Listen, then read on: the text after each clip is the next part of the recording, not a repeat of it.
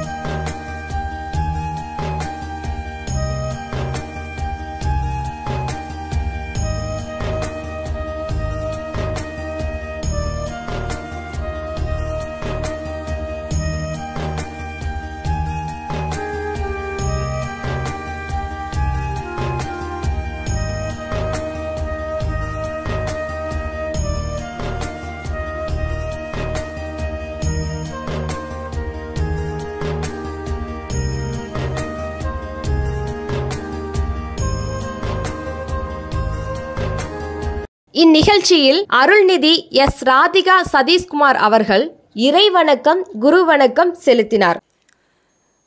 என்னை யான் அறிய வேண்ட இறைவா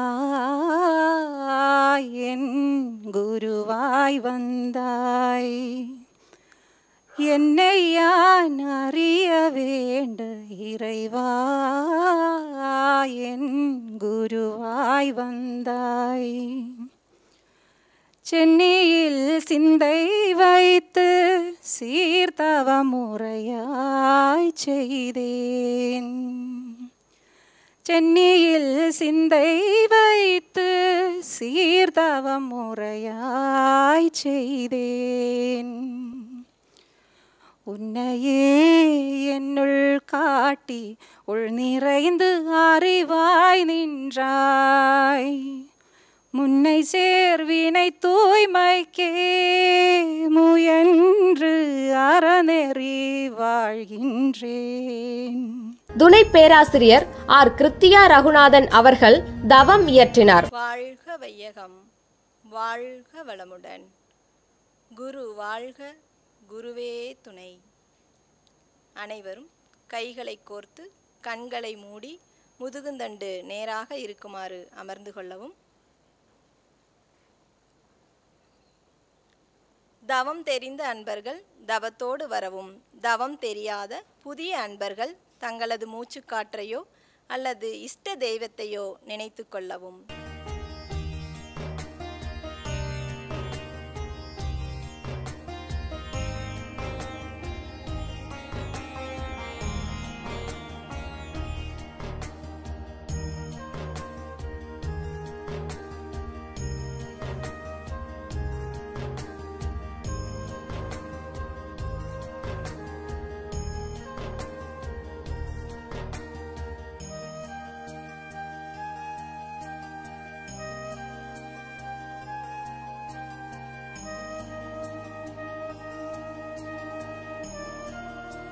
வரவேற்புரை.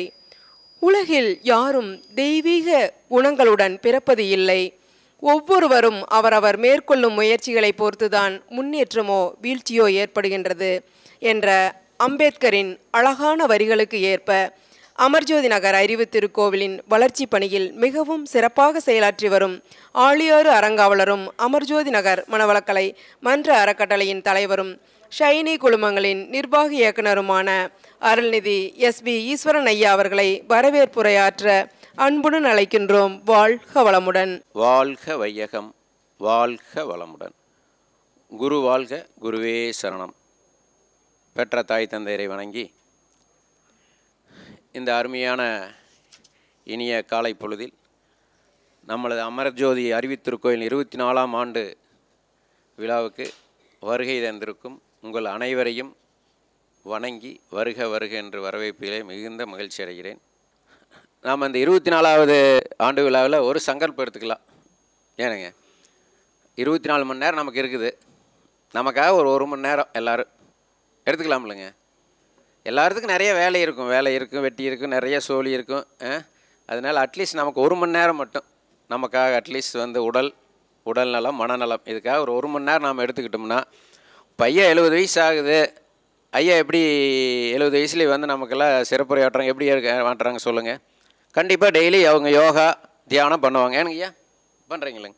பாருங்கள், இப்போ நாமளும் பண்ணால் அப்படி இருக்கலாம் இல்லைங்களா? எந்த ஒரு செயல் செஞ்சாலும் அதுக்கு உண்டான பலன் கிடைக்கும். தண்ணி குடித்தா தண்ணிக்கு உண்டான பலன் கிடைக்கும். அந்த மாதிரி ஒவ்வொரு பொருளுக்கு உண்டான பலன் கிடைக்கும். அதே மாதிரி செயலுக்கு உண்டான பலன் கிடைச்சி தருங்க, கிடைக்காமல் இருக்குங்களா? அப்போது நம்ம நல்ல செயல் செஞ்சால் நல்ல பலன் கிடைக்கும், கெடுதலான செயல் செஞ்சால் கெடுதல் பலன் கிடைக்கும். இது எல்லாத்துக்கும் தெரியும் தான். ஆனால் இருந்தாலும் அதை ஃபாலோ பண்ணுறதுன்னு இருக்குது பாருங்க, கொஞ்சம் கஷ்டம். இது வந்து என்ன தேவையோ தேவையை அனுசரித்து செய்யணும் இல்லைங்களா? நம்ம உடம்பு ஒவ்வொருத்தர் உடம்புக்கு ஒரு மாதிரி. டீ சாப்பிட்டா அடுத்த நிமிஷமே டீ சாப்பிட்டா நல்லதுன்னா சாப்பிடல, தப்பு ஒன்றும் கிடையாது. இது ஒவ்வொருத்தரும் இண்டிவிஜுவலை பொறுத்துருங்க. எதுவுமே வந்து அளவுகோல் நிர்ணயம் கிடையாது. நம்ம கடவுள் வந்து இவங்களுக்கு எதுவும் நிர்ணயம் பண்ணல, நம்ம தான் நிர்ணயம் பண்ணிக்கணும். நம்மளுக்கு வந்து இந்த எத்தனையோ பிறவிக்கு அப்புறம் தான் நமக்கு இந்த மனித பிறவி கிடைக்குன்னு சொல்கிறாங்க. சாஸ்திரம் வந்துங்க, வேத சாஸ்திரம் என்னென்னமோ பயங்கரமாக சொல்லுது. நம்ம அதுக்குள்ளே போக வேண்டாம், நமக்கு அது தெரியாது, அது வேறு. நமக்கு தெரிஞ்சதெல்லாம் வந்து நம்ம அவங்க ஊரில் நீங்கள் ட்ரையல் பாருங்கள். ஒரு 50 வருஷத்தில் நீங்கள் ஒவ்வொரு ஏஜ் நம்மளுடைய அனுபவத்தில் ஒரு 20-30 வயசில் பாருங்கள், யார் எப்படி பண்ணாங்களோ அவங்க லைஃபும் அப்படி தான் வருது. நீங்கள் வேணால் பாருங்கள். நான் எங்கள் ஊரில் இன்னும் பார்த்துட்டு தான் இருக்கிறேன். இப்போ நமக்கு 60 ஆகுது. இந்த 60ல் எனக்கு 45 காலத்திலேருந்து எப்படி இருந்தால் எப்படி வருது, அதுதான் நான் ரோல் மாடல் எடுத்துக்கிறேன். யாரையும் தனி நபராக ரோல் மாடல் எடுத்துக்கல. பையா வந்தாங்க, அவங்க ரோல் மாடல் எடுத்துக்கலாம். அனுபவம், ஐயா எப்படி இருக்காங்க, இந்த மாதிரி பண்ணதுனால அப்படி இருக்காங்க. இன்னொருத்தரையே அப்படி ஆயிட்டாங்க, அந்த மாதிரி பண்ணாலும் அப்படி ஆயிட்டாங்க. அது பண்ணாமல் இருக்கணும். எது போட்டாலும் விளையும், ஆனால் எது போட வேண்டும் என்று சிந்தித்து போட வேண்டும் என்ற கருத்தினை வலியுறுத்தியும் உடற்பயிற்சிக்காக சங்கல்பம் எடுத்துக்கொள்வோம் என்றும் மிகவும் சிறப்பாக வரவேற்புரையாற்றிய SV ஈஸ்வரன் ஐயா அவர்கள் வாழ்க வளமுடன். அவர்களின் அன்பு குடும்பம் வாழ்க வளமுடன். அதனைத் தொடர்ந்து வாழ்த்துரை. எப்பொருளை, எச்செயலை, எக்குணத்தை, எவ்வுயிரை ஒருவர் அடிக்கடி நினைந்தால் அப்பொருளின் தன்மையாய் நினைப்போர் ஆற்றல் அறிவினிலும் உடலினிலும் மாற்றம் காணும். இப்பெருமை இயல்பூக்க நியதியாகும். எவர் ஒருவர் குருவை மதித்தொழுகினாலும் என்ற வகையில் செயலாற்றி வரும் திருப்பூர் மண்டல செயலாளர், உலக சமுதாய சேவா சங்கத்தின் விரிவாக்க இணை இயக்குனருமான அருள்நிதி AV பழனிசாமி ஐயா அவர்களை வாழ்த்துரை வழங்க அன்புடன் அழைக்கின்றோம். வாழ்க வளமுடன். வாழ்க வையகம், வாழ்க வையகம், வாழ்க வளமுடன். குரு வாழ்க, குருவே துணை. இங்கே திரளாக வந்திருக்கிற வேதாத்திரியம் என்கிற வாழ்க்கை விஞ்ஞான கல்வியை தானும் ஏற்றுக்கொண்டு மக்களுக்கும் கொண்டு செல்கின்ற மிகப்பெரிய அரிய பணியை செய்து கொண்டிருக்கிற உங்கள் அனைவருக்கும் விரிவாக்க இயக்குநர் சார்பாகவும் திருப்பூர் மண்டலம் சார்பாகவும் வாழ்த்துக்களை தெரிவித்துக் கொள்கிறேன். அமர்ஜோதி அறக்கட்டளை துவக்கப்பட்டு 24 ஆண்டுகள் கிட்டத்தட்ட இந்த கட்டிடம் கட்டுகிற போது ஸ்கை அவர்கள் ஒரு சைட் கொடுத்தாங்க, மறுபடியும் ஒரு சைட்டு விலைக்கு வாங்கினோம். இந்த பகுதி முழுவதும் வீடு எங்கேயுமே இல்லைங்க, எல்லாம் தனியாக தான் இருந்துச்சு. கிட்டத்தட்ட அந்த பகுதியில் ஒரு பெரிய அளவில் இடம் சுத்தம் பண்ணி ஒரு மிகப்பெரிய விழாவாக அதை நடத்தினோம். அப்போ ஜெயரத்னம் இருக்காங்க, இவர் ஜெகநாதன் இருக்கார், மணியண்ணன் இருக்கார். நம்ம உடற்பயிற்சி சொல்லி கொடுத்து அவர் தான் மணியண்ணன் இருக்கிறாரு.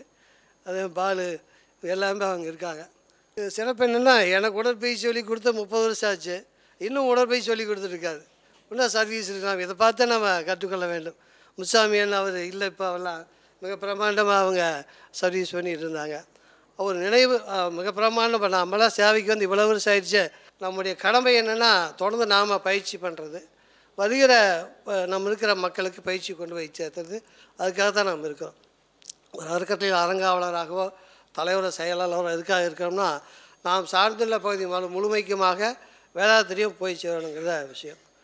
இப்போ இந்த செல்ஃபோன் மிகப்பெரிய பாதிப்பை உருவாக்கி இருக்குது. 24 ஆண்டுகளுக்கு முன்னாடி அவர் பேசினார். கலெக்டர் பேசும்போது எங்கள் பையன் +2 படிக்கிறா, அப்படி நாங்கள் டிவி எடுத்து மூட்டை கட்டி மேலே வச்சுட்டோம் அப்படிங்கிறார். 25 ஆண்டு காலத்துக்கு முன்னாடியே டிவி எஃபெக்ட் ஆகிடுது, பாதிச்சிருக்கு. அது இன்றைக்கி என்ன வந்திருக்குதுங்க, ரொம்ப நான் செல்ஃபோன் ஒன்று வச்சுருந்தா, அது நான் சொந்தமாக வாங்கலை, கருணாசாமிநாதன் தெரியும் அவங்களுக்கெல்லாம், அவர் எனக்கு கொடுத்து அனுப்பிச்சார் இந்த விழா நடத்துறதுக்காக. ஏன்னா இங்கே இருக்குது விழா நடத்துறதுன்னு அந்த பக்கம் இருக்குது, எதுக்குமே போய் தான் சொல்லிகிட்டு இருக்கோம். ரொம்ப கஷ்டமான சூழ்நிலை எப்போல்லாம், ஃபோன் வசதி எல்லாம் குறைவாக இருக்குது. அப்போ செல்ஃபோன் வாங்கியிருந்தான், ஒரு கால் பேசுனா 14 ரூபா, ஒரு கால் பேசிவிட்டு அவர் இந்த செங்கல் மாதிரி இருக்குது, அந்த மாதிரி இதெல்லாம் நமக்கு நினைவில் இருக்குது. அவருக்கு இரவல் வாங்கிட்டு வந்து அதை பயன்படுத்தி இந்த விழாக்கள் நடத்திட்டு இருந்தோம். சபையில் போய் பேசும்போது அதை சொன்னாங்க, இந்த வீட்டோ அதிகாரத்தை வச்சிருக்கிற வரைக்கும் ஐநா சபைக்கு அர்த்தமே இல்லை. ஏன்னா ஒரு 300 நாடு சேர்ந்து ஒரு தீர்மானம் கொண்டு வராங்க, வீட்டோ அதிகாரம் இருக்கிறனால ஒரு நாடு அதை நிராகரிச்சிடுறாங்க அப்படிங்கிற கருத்தை அவங்க சொல்லி, உலக மக்கள் பூரா நம்மளை மாதிரி உடல் ஆரோக்கியத்தோடு அமைதியாக வாழணும்னு சொன்னோம்னா நம்முடைய பயிற்சி இந்த தமிழ்நாடு திருப்பூர் மட்டுமல்ல, தமிழ்நாடு மட்டுமல்ல, உலகம் முழுமைக்கு கொண்டு போகணும். அதுக்கு நாம் இங்கே வந்திருக்கிற அனைவருமே ஏதாவது ஒரு வகையில் அதுக்கான முயற்சியை செய்யுமாறு கேட்டுக்கொண்டு, மீண்டும் ஒரு முறை அமர்ஜோதி அறக்கட்டளை மிக சிறந்த தமிழ்நாடு அளவில் சிறப்பாக பண்ணிகிட்டு இருக்கீங்க, வாழ்த்துக்கள் சொல்லி விடைபெறுகிறேன். வாழ்க வையகம், வாழ்க வளமுடன். ஆண்டு அறிக்கை வாசித்தல் அமர்ஜோதி நகர் மனவளக்கலை மன்ற அறக்கட்டளையின் ட்ரஸ்ட் உபத்தலைவர் மற்றும் பிள்ளையார் நகர் தவ மையத்தின் தலைவர் துணை பேராசிரியருமான கே சதீஷ்குமார் ஐயா அவர்களை ஆண்டு அறிக்கை வாசிக்க அன்புடன் அழைக்கின்றோம். வாழ்க வளமுடன். வாழ்க வையகம், வாழ்க வளமுடன். குரு வாழ்க, குருவே துணை. ஆண்டறிக்கை அமர்ஜோதி நகர் அறிவித்திருக்கோயில். ஆண்டறிக்கை 2023-24 அறிமுக பயிற்சிக்காக தனி மனிதன் அமைதியாக இன்பமாக வாழ வழிகாட்டும் FC அறிமுக பயிற்சியில் 1567 பேர் பயிற்சி பெற்றுள்ளனர். மனவளக்கலையின் உச்சகட்ட பயிற்சியான காயல்ப பயிற்சியில் 189 அன்பர்கள் கலந்து கொண்டு பயன்பெற்றனர். வருடந்தோறும் 20 புதிய அறங்காவலர்களை இணைக்க வேண்டும். அருகிலுள்ள பள்ளி கல்லூரிகளில் பயிலும் 30,000 மாணவ மாணவிகளுக்கு ஸ்கை யோகா பயிற்சியை கொடுக்க வேண்டும். அகத்தாய்வு முதல் ஆசிரியர் பயிற்சிகளை தொடர்ந்து நடத்த வேண்டும் என்ற 9 அம்ச திட்டத்தினை விழிப்பு நிலையில் செயல்படுத்தி அமர்ஜோதி நகர் அறிவித்திருக்கோயிலின் 24வது பிறந்த நாள் விழாவில் சாதனை இலக்காக கடமையாரம் ஆற்றுவோம் என உறுதி மேற்கொண்டோம். தலைமை உரை. ஊக்கத்தோடு படித்தவர்கள் உயர்ந்தோர் ஆனார், பலர் அந்த நோக்கத்தோடு கல்விதனை நன்றாய் கற்று தேர்ந்திடுவோம் என்ற அருட்தந்தை அவர்களின் வாக்கிற்கு ஏற்ப காண்போர் அனைவரிடமும் இப்பயிற்சி முறைகளை எளிமையாக கூறி அவர்களை மனவளக்கலை பயிற்சிக்கு அழைத்து வரும் பெருமைக்குரியவர் திருப்பூர் மண்டல தலைவர் டூவின் எக்ஸ்போர்ட்ஸ் உரிமையாளர் அருட்செல்வர் என் கருணாநிதி ஐயா அவர்களை தலைமையுரை ஆற்றுமாறு அன்புடன் அழைக்கின்றோம். சிந்தனையை உடல்நலத்தை சீரமைத்து உய்வித்த குருவே வாழ்க வளமுடன். அனைவருக்கும் காலை வணக்கம். மிக்க மகிழ்ச்சி. இவ்வளவு பேர் நாமெல்லாம் கூடி அவ்வளவு வேலைப்பளுவில் இப்படி எந்தெந்த வேலையெல்லாம் இருக்குது, இன்றைக்கி புற சூழ்நிலைகள் அப்படி இருக்குது, அதை எல்லாமே நாம் ஒதுக்கி வைத்துட்டு இன்றைக்கி வந்து நம்மளுடைய அருள் தந்தைக்காக நாம் இணைந்திருக்கின்ற அந்த மனவளக்கலைக்காக நம்மளுடைய நேரத்தை ஒதுக்கி நாம் எல்லாம் கூடி இப்படி ஒரு நல்ல காரியத்திலே நாம் இன்று இணைந்திருக்கிறோம். மிக்க மகிழ்ச்சி. எங்களுக்கு ஆழியார் போனால் அவ்வளோ ஒரு கௌரவம். அதாவது அத்தனை அறக்கட்டளையிலையும் முதல் அறக்கட்டளையும்பாங்க, ஆழியார் தான் போயிட்டோம்னா அமர்ஜோதி அறக்கட்டளை தான் அப்படிம்பாங்க. அதே மாதிரி மண்டலத்தில் நாங்கள் முதல் மண்டலம் நம்மளுடைய திருப்பூர் ஃபஸ்ட்டாக இருக்குதுன்னா அதுக்கு காரணம் அமர்ஜோதி தான். ஹவுஸ்ஃபுல் போர்டு ஓடுற ஒரே அறக்கட்டளை தமிழ்நாட்டுக்குள்ளேயே நம்மளுடைய அறக்கட்டளை தான். அந்த வகையில் உங்கள் அனைவருக்கும் எனக்கு அதில் நன்றியும் வணக்கத்தையும் வாழ்த்துக்களையும் தெரிவித்துக் இப்படி ஒரு அருமையான விழாவிற்கு தலைமையேற்பதற்கு எனக்கு வாய்ப்பளித்த அமர்ஜோதி அறக்கட்டளைக்கும் குருவுக்கும் இறையர்களுக்கும் என்னுடைய நன்றியும் வணக்கம் தெரிவித்துக்கொள்கிறேன். குடும்ப உறவுகளாகட்டும் நண்பர்களாகட்டும் இதில் ஜாயின் பண்ணணும். இதில் வந்து சமீப காலமாக இப்போ இருக்கிறடைய பிரச்சனைகள், சமூக பிரச்சனை, மற்ற பிரச்சனைலாம் போகும்போது இதில் எல்லாம் வரக்கான டைமே அவங்க மக்களுக்கு இல்லாமல் போகுது. பல்வேறு பிரச்சனைகள், உடல்நல பிரச்சனை, மனப்பிரச்சனை, கல்வியில் பிரச்சனை, எல்லா வகையிலும் பிரச்சனையாக இருக்குது. இதையெல்லாம் நாம் கொஞ்சம் டியூன் பண்ணி நாம் எல்லாருமே நம்ம வந்து அருள் தந்தை அவர்களுடைய மனவளக்கலை இருக்கிறோம். இதனுடைய பொறுப்பும் கடமையும் நம்மளுக்கு இருக்குது. முதல்ல நம்மளுடைய குடும்பத்தில் இருக்கிறவங்களும் இதில் ஜாயின் பண்ணணும். இப்போ பார்த்திங்கன்னா என்னுடைய மனைவி வழக்கறிஞர், அவங்க ஜிபியாக இருக்கிறாங்க. அவங்கள இதில் நான் இணைத்துறது ரொம்ப முயற்சி பண்ணி இதில் ஜாயின் பண்ணேன். அவங்க இதில் வந்து ஜாயின் பண்ணிவிட்டு பிஎஸ்சிபிஎல் தான் முதல்ல இருந்தாங்க. இப்போ இதில் விஷனில் எம்ஏபிஎல் ஆகிட்டாங்க. இப்போ வந்து இதில் விஷன் கல்வி இருக்குது. இப்போ எம்ஏபிஎல் ஆகி இப்போ அவங்க கோர்ட்டில் நிறைய நீதிபதிகளுக்கு அவங்கள ஒரு பார்த்திங்கன்னா ஒரு நீதிபதி அவருக்கு வந்து மன பிரச்சனை வந்து கொஞ்சம் நேரம் ஒர்க் பண்ணும்போது ஒரு 20 நிமிஷம் உட்காந்துருக்க முடியும், அதனால முடியறதில்ல. இதை பார்த்துட்டு அவங்கள சொல்லியிருக்கிறாங்க. அவங்கள ஆலியார் பெர்மிஷன் வாங்கி அங்கே போய் பயிற்சி கொடுத்துட்டு அவர் இன்றைக்கி எல்லா நீதிபதிக்கும் இன்றைக்கி பயிற்சி கொடுக்க சொல்லிட்டாங்க. அதனால் நான் எல்லாருமே நம்ம வந்து இந்த மாதிரி கொஞ்சம் கொஞ்சமாக அவங்களுக்கு தகுதி இருக்கிறவங்களுக்கு நண்பர்களுக்கு உறவினர்களுக்கெல்லாம் பயிற்சி கொடுக்கணும். அதே மாதிரி இப்போ ஸ்கூல்ல அவ்வளவு மாணவிகளோட பிரச்சனைகள் நம்ம மாவட்ட கல்வி அதிகாரி வந்திருக்காங்க, புதிதாக வந்திருக்காங்க. அவங்கள போய் சந்தித்தேன். எதுக்குன்னா இந்த விஷனில் பள்ளி கல்லூரியில் அனுமதி கொடுக்கறதுக்கு கடிதம் வேணும்னு சொல்லியிருந்தாங்க. அங்கே பார்க்க போயிருந்தோம். அங்கே கூப்பிட்டு வச்சு உட்கார வச்சு அவங்கெல்லாம் நீங்கள் நல்லா பயிற்சி சொல்லி கொடுங்க, மாணவிகளுடைய ஒழுக்க சீர்கேடுகளையெல்லாம் நீங்கள் நிறைவேற்றணும்னு சொல்லி நம்மளுக்கு அப்படி எல்லா வகையிலும் ஆதரவு இருக்குது. நாம் இன்னும் கொஞ்சம் நம்ம டியூன் பண்ணிக்கணும். நாம் எல்லாருமே கொஞ்சம் இதில் நல்ல மூளை ஈடுபாட்டோடு நாம் பயிற்சியில் இறங்கி நம்மளுடைய குடும்பத்தை மேம்படுத்தலாம். ஏன்னா இது வரும்போது தனி மனித அமைதி நம்மளுக்கு கிடச்சிக்குது, குடும்ப அமைதி இருக்குது. இப்போ நமக்கெல்லாம் எல்லாருக்குமே ஒரு இதில் வந்ததுனால யாருக்கும் மேன்மையை அடைகிறான், உயர்வு அடைகிறான், மன அளவுலையோ உடல் அளவுலையோ பொருளாதார அளவில் வளர்ந்துக்கிட்டே இருக்கிறான். அது கண்கூட பார்க்குற எல்லாருமே நாம் எல்லாருமே இது இணைந்து நம்மளுடைய அருள் தந்தை அவர்கள் கண்ட அந்த உலக அமைதி நோக்கி நம்முடைய பயணம் இருக்கணும் என்று கூறி என்னுடைய வணக்கத்தையும் வாழ்த்துக்களையும் தெரிவித்துக் கொள்கிறேன். அனுபவ உரை ஆற்ற விசன் மாணவர்களை அன்புடன் அழைக்கின்றோம். எனக்கு கொஞ்சம் உடல் உபாதையெல்லாம் இருந்துச்சு. சரின்னு சொல்லிட்டு இப்போ டாக்டர்கிட்டலாம் போனோம்னா, குமரன் ஹாஸ்பிட்டல் ஸ்பெஷலிஸ்ட்லாம் போனோம்னா ஒரு 100-200 முடியறதில்ல. உங்களுக்கே தெரியும், 1000-2000 அந்த மாதிரி தான் செலவு. அப்புறம் சரின்னு சொல்லிட்டு சரி போய் தான் பார்ப்போமே, அவங்க வந்து வீட்லேயே வந்து கூப்பிட்டுருக்காங்களே அப்படின்னு சொல்லிட்டு நானும் வந்தேன். ஃபஸ்ட் நாள் 40-50 ஸ்டூடெண்ட் இருந்தாங்க. அப்போது அதாவது நான் 2013 நான் எடுத்துக்கிட்டேன் 1 இயர் கோர்ஸு. இன்ட்ரெஸ்டே இல்லாமல் ஒரு நாள் 2 நாள் போவோம், ப்ரேயர் போகிறோம் அப்படின்னு சொல்லிட்டு விட்டுட்டேன். அப்புறம் வந்து எடுத்ததுக்கப்புறம் நிறைய மாற்றங்கள் எனக்குள்ளே நிறைய ஏற்பட்டுச்சு. என் குடும்பத்துலேயும் என் தொழிலையும் நிறைய நல்லா எனக்கு ஒரு ரொம்ப திருப்தி கிடைச்சிது. எண்ணம் ஆராய்தல் பயிற்சி, கவலை ஒழித்தல் பயிற்சி, தீப பயிற்சி, கண்ணாடி பயிற்சி, எல்லா பயிற்சியுமே எல்லாமே மிக மிக முக்கியமானதெல்லாம் நம்மளும் கற்றுக்கிட்டு அதை பற்றி மற்றவங்களுக்கும் சொல்லும்போது நிறைய அதை உணர முடிஞ்சுது என்னால். நான் வந்து 5-6 வருஷத்துக்கு முன்னாடியே வந்து இந்த டிப்ளமோ கிளாஸ் வந்து நான் அட்டன் பண்ணியிருக்கிறேன். எஃப்சி டிப்ளமோலாம் அட்டன் பண்ணி ஒரு வருஷம் கோர்ஸ் முடிச்சுட்டேன்.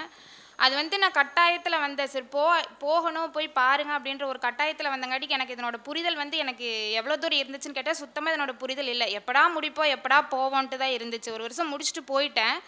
போனதுக்கப்புறம் பார்த்தீங்கன்னா எதுக்காக எதுவுமே எனக்கு தெரியலை. சும்மா போக சொன்னாங்கன்னு சொல்லிட்டு முடிச்சுட்டு போயிட்டேன். ஆனால் அதுக்கப்புறம் பார்த்தீங்கன்னா எனக்கு உடலளவுலையும் சரி மனசளவுலையும் சரி ரொம்ப உடலளவில் ரொம்பவே பிரச்சனை இருந்துச்சு, மனசளவில் அதுக்கு மேலே. சரி திரும்ப இங்கே வரலான்னு பார்த்தா ஒரு தயக்கமாகவே இருந்துச்சு. எப்படிரா அது முடிச்சுட்டு போயிட்டோம், திரும்ப மறுபடியும் நான் அதவே படிக்கிறேன்னு சொல்லிட்டு கண்டினியூவே இல்லை, நம்ம டச்லேயே இல்லை, திரும்ப போய் எப்படிரா கேட்குறதுன்னு ஒரு தயக்கமாகவே இருந்துச்சு. சரின்ட்டு நான் தள்ளி போட்டுகிட்டே இருந்தேன். சரி வேண்டாம் போய் கேட்க வேண்டாம், எதாவது நினச்சிக்குவாங்கன்னு தள்ளி போட்டுகிட்டே இருந்தேன். சரி போயிடலாம் அப்படின்ற போது கரெக்டாக இந்த டிப்ளமோ கோர்ஸ் ஆரம்பிக்கிறதுக்கு ஒரு வாரத்துக்கு முன்னாடி வந்து வீட்டில் கொஞ்சம் பிரச்சனை ஆகிடுச்சு. நான் வந்து எப்படின்னா என்னோடய கேரக்டர் எப்படின்னா யாரோ ஒருத்தரை டிபெண்ட் பண்ணியே இருப்பேன். மெயினாக எங்கள் வீட்டுக்கார், அவர் இல்லை அப்படின்னா என்னால் எதுவுமே பண்ண முடியாது. அவரை டிபெண்ட் பண்ணி மட்டும்தான் நான் இருப்பேன்.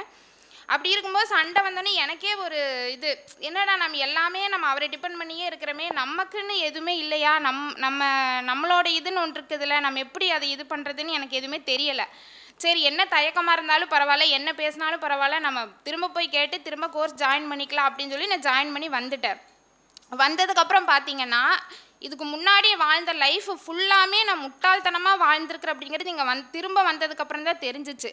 ஏன்னா மகரிஷி வந்து 4 விஷயங்கள் சொல்லியிருக்கிறா. அந்த 4 விஷயமே எனக்குள்ளே இருந்திருக்குதுன்னு இங்கே வந்ததுக்கப்புறம் தான் தெரியுது. என்ன வந்து சுத்தமாக நல்லெண்ணமே கிடையாது. எடுப்பில் எனக்கு வரது புறமே நெகட்டிவ் தாட். பாசிட்டிவ் எண்ணம் அப்படிங்கிறது ஒரு துளி கூட எனக்கு இல்லவே இல்லை. எதை எடுத்தாலுமே எந்த ஒரு செயல் செஞ்சாலுமே அது நல்லதாக நடக்குன்ற எண்ணம் எனக்கு சுத்தமாகவே இல்லை. எதை எடுத்தாலும் தப்பாகவே தான் தோணும். இங்கே வந்து அகத்தாய்வு கிளாஸு ஒவ்வொரு லெசன் ஒவ்வொரு சப்ஜெக்ட் எடுக்கும்போது நம்மளுக்கு தெரியுது அவங்க எல்லாருமே சொல்லியிருக்கிறாங்க. ஆனால் நம்ம லைஃப்பை அப்ளை பண்ணவே இல்லை, நம்மளுக்கு அது புரியும் இல்லை. எப்படி என்ன பண்ணுறது, எப்படி நம்ம அகத்தாய்வு சும்மா எண்ணத்தை வந்து பாசிட்டிவ் எண்ணமாக மாற்றிக்கோங்க அப்படின்னா அது எப்படி மாற்றுறது, அது என்ன இதில் மாற்றுறதுன்னு நம்மளுக்கு தெரியாது, நினைப்போம். ஆனால் அதை நம்ம செய்ய மாட்டோம். இங்கே வந்து அகத்தாய்வு கிளாஸு இதெல்லாம் பண்ணும்போது பார்த்திங்கன்னா தெரியுது நம்ம தப்பு என்ன பண்ணுறோம், நம்ம என்ன தப்பு பண்ணுறோங்கிறது இங்கே வந்ததுக்கப்புறம் தான் ரியலைஸ் ஆச்சு. இன்னொன்று வந்து வீட்டில் இருக்கிறவங்கள நம்ம எல்லாமே குறை சொல்லிகிட்டு இருந்தோம் இவ்வளோ நாள். அவங்க தான் தப்பு பண்ணுறாங்க, நம்ம மேலே தப்புலேயே நினச்சிட்டு இருந்தோம். எனக்கு இங்கே வந்ததுக்கப்புறம் தான் நானும் தப்பு பண்ணுறேன். ஃபஸ்ட்டு மாற்றத்தை வந்து நம்மக்கிட்ட இருந்து கொண்டு வரணும், ஃபஸ்ட்டு நம்ம தான் மாறணும் அப்படிங்கிறத எனக்கு இங்கே வந்ததுக்கப்புறம் தான் தெரிஞ்சு. என்னோட தப்பை ரியலைஸ் பண்ணது தான் நான் இங்கே வந்ததுக்கப்புறம் தான் ரியலைஸ் பண்ணவே செஞ்சேன்.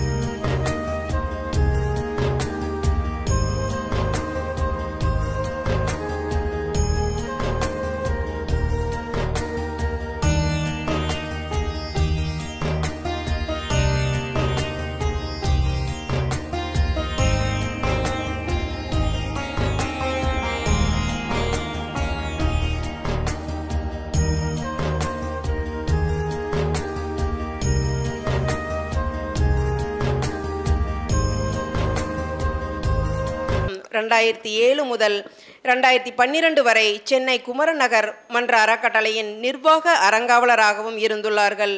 மேலும் 2007 இருந்து 2022 வரை டாப் 10 பேராசிரியராக தன்னை தக்க வைத்து கொண்ட பெருமைக்குரியவர்.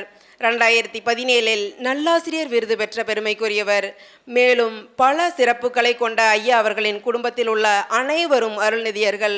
இத்தனை சிறப்புகளுக்குரிய உலக சமுதாய சேவா சங்கத்தின் பேராசிரியர் ஆர் கோபால் ஐயா அவர்களை சாதனைதான் பயன் தரும் என்ற தலைப்பில் சிந்தனை உரையாற்ற அன்புடன் அழைக்கின்றோம். எழுத்தந்தை அவர்கள் நமக்கு சொல்றது என்ன கருத்து அப்படின்னு பார்த்தீங்கன்னா, நம்முடைய வாழ்க்கை முறையையும் செயல் முறைகளையும் தொகுத்து எழுதி கொள்ள வேண்டும். ஒன்றும் இல்லைங்க, இப்போ நான் மார்ச் மாதமெல்லாம் புல்லாகிட்டு இருக்கிறேன். இப்போ அதெல்லாம் எழுதி வைக்கணுமா வேணாமா? சாதாரணமாக நம்ம அரசியல்வாதி கூட எழுதுகிறாங்களா இல்லைங்களா? அவருக்கு ஒரு பிஏ இருப்பார். அவர் என்ன சொல்கிறார், அண்ணே நம்ம 10 மணிக்கு கடை திறக்கப்படுறா, 11 மணிக்கு கட்சி மீட்டிங்கு, 12 மணிக்கு அங்கே ஒரு மீட்டிங்கு, 1 மணிக்கு முதல் வீட்டில் சாப்பாடு, மத்தியானம் அதுக்கு மேலே 4 மணிக்கு அந்த கடை திறப்புறீங்க, அதுக்கப்புறம் அந்த கடை திறப்புறீங்க, டின்னர் என்னன்னா 2வது வீட்டில். இதெல்லாம் எழுதி வைக்கிறானா இல்லையா? தொகுத்து எழுத வேண்டும்ன்றான். அப்போ அவருக்கே இருக்கும்போது நமக்கு எழுதணுமா வேணாமா? மனவளக்கலை மற்றவர்களுக்கு முன்மாதிரியாக திகழ வேண்டும் என்பது என்னுடைய கோரிக்கைங்க. ஏன்னா இன்னமும் சுறுசுறுப்புக்கு யாரை சொல்லின்னு இருக்கிறோம்? ஒற்றுமைக்கு யாரை சொல்லின்னு இருக்கிறோம்? ஒற்றுமைக்கு யாரை சொல்லின்னு இருக்கிறோம்? காக்காவை சொல்லுங்க. நன்றிக்கு யாரை சொல்லின்னு இருக்கிறோம்? ஏன் மனவளக்கலை நண்பர்களே அன்பர்களை ஏன் சொல்ல மாட்டோம் அப்படின்னா, இன்னும் அது மாதிரி நடந்துக்கல நம்ம. இல்லை, கண்ணதாசன் அற்புதமாக எதிர்ப்பார்.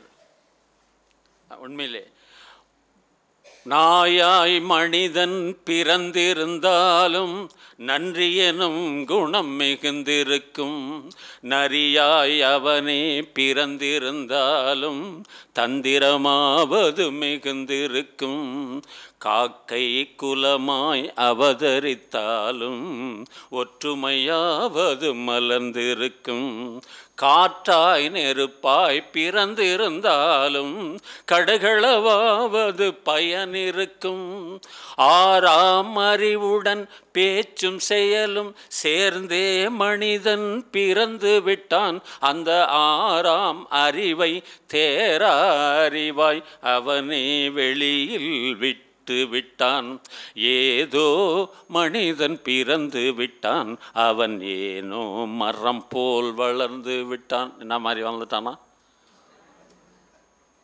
கரெக்டாக தானே எழுதியிருக்காரு கண்ணதாசன். அப்போ வாழ்க்கை முறை செயல்முறைகளை தொகுத்து எழுதி கொண்டு இன்றைக்கி என்ன செய்யணும், இன்றைக்கி என்ன செய்யணும், இன்றைக்கி என்ன நல்லதா இல்லைங்களா? திட்டம் போட்டு செய்து பிளான் பண்ணி செய்யணுங்க. அப்போதான் சிறப்பாக இருக்கும் என்பது 4வது விதிமுறை.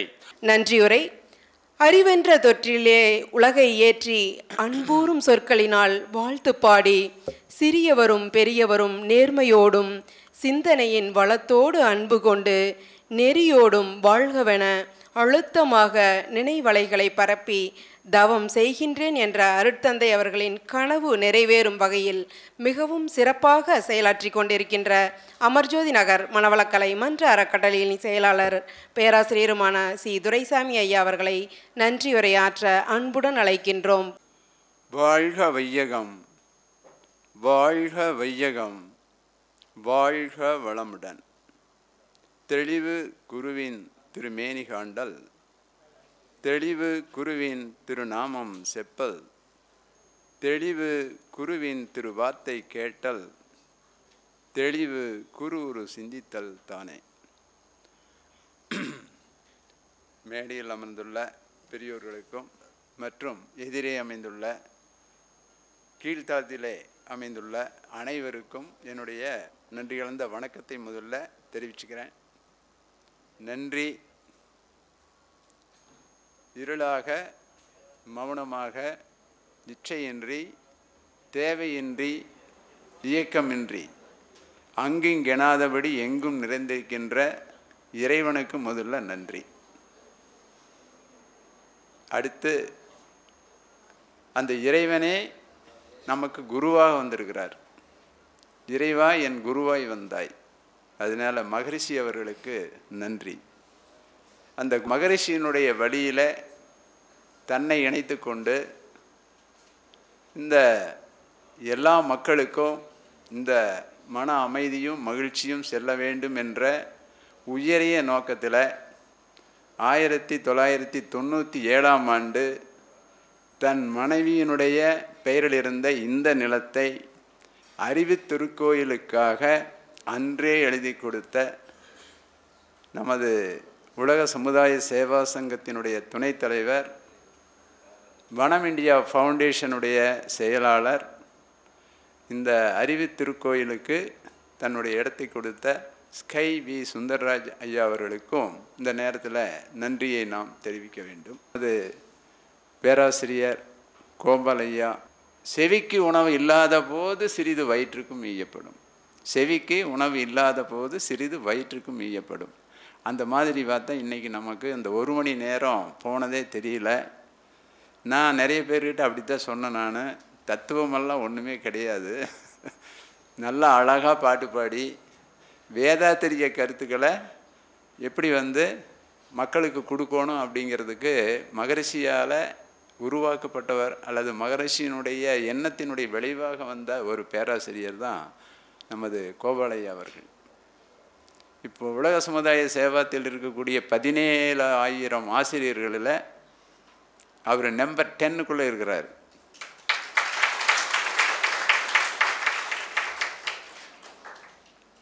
ஏன்னா எப்படி நம்ம ஒரு கருத்தை நம்மளுக்குள்ளே எடுத்துக்கும் போதுங்க அதுவாக நான் மாறிடுறோம்.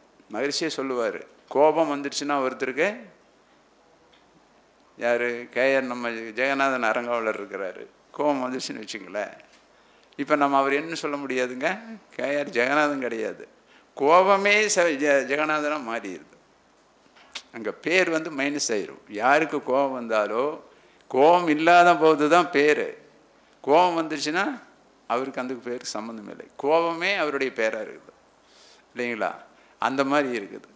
அந்த மாதிரி பார்த்திங்கனாக்கா அவரே மகரிஷியினுடைய கருத்துக்களை அவராகவே அந்த நம்மளுக்கு தகுந்த மாதிரி சூழ்நிலைக்கு தகுந்த மாதிரி அந்த இப்போ கண்ணதாசன் பாட்டெல்லாம் நம்ம எத்தனையோ ஆரம்பத்துலேருந்து கேட்டுட்டு தான் இருந்திருப்போம்.